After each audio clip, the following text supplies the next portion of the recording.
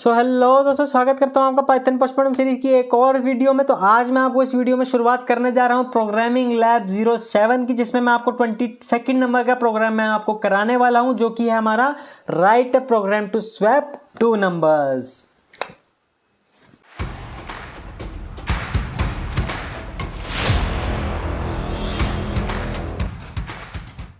देखो, सबसे पहले मतलब समझ लो कि स्वैपिंग आखिर होती क्या है। स्वैपिंग होती क्या है, सिंपल।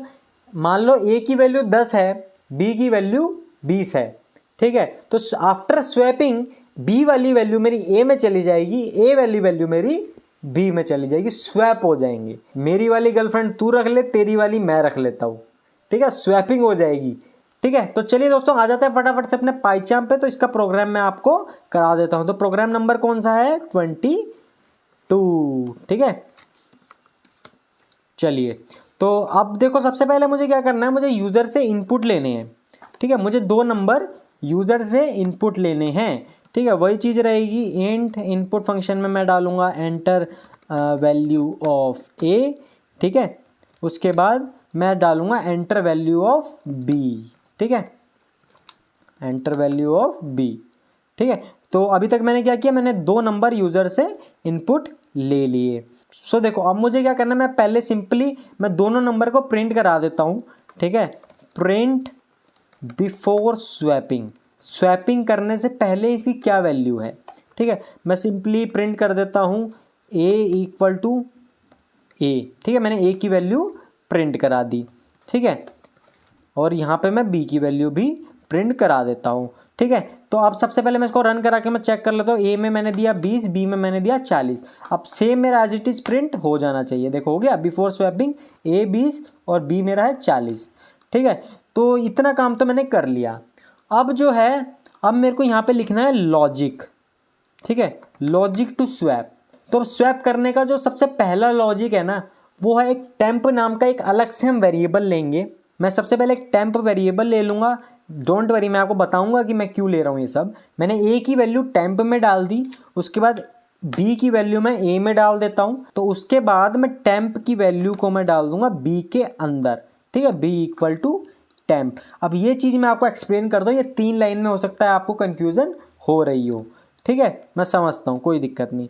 पर अब मुझे क्या करना है, सिंपली अब मेरा देखो स्वैप हो चुका है, मैं सिंपली प्रिंट करा देता हूँ, ठीक है। पहले मेरा बिफोर स्वैपिंग था, अब मैं करा देता हूँ आफ्टर स्वैपिंग, ठीक है। तो देखो, वही चीज़ है, सेम ए बी को प्रिंट कर रहा हूँ स्वैप करने से पहले, और ए बी को प्रिंट कर रहा हूँ स्वैप करने के बाद, ठीक है। तो अब मैं आपको इसका लॉजिक भी एक्सप्लेन कर देता हूँ, डोंट वरी। मान लो ए में मैंने दिया 100 और बी में मैंने दिया 200, ठीक है। तो स्वैप करने के बाद बी की वैल्यू ए में चली जाएगी, ए की वैल्यू मेरी बी में चली जाएगी।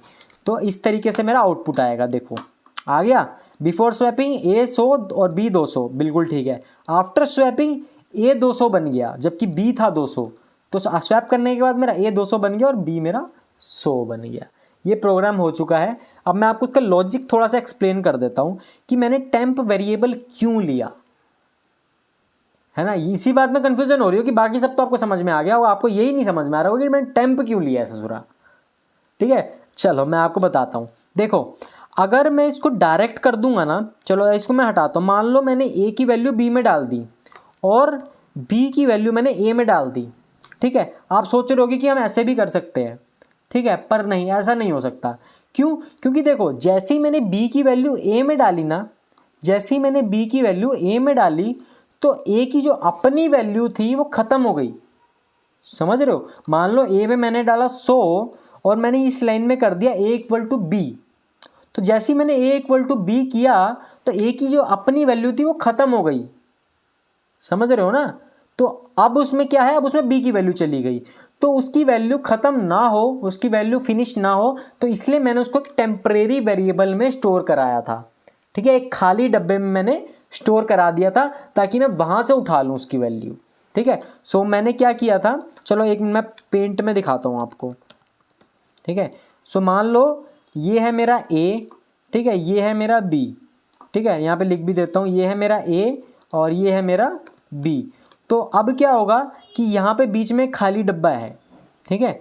यहाँ पे बीच में खाली डब्बा है जो कि है मेरा टेम्प, ठीक है। ये मेरा टेम्प है।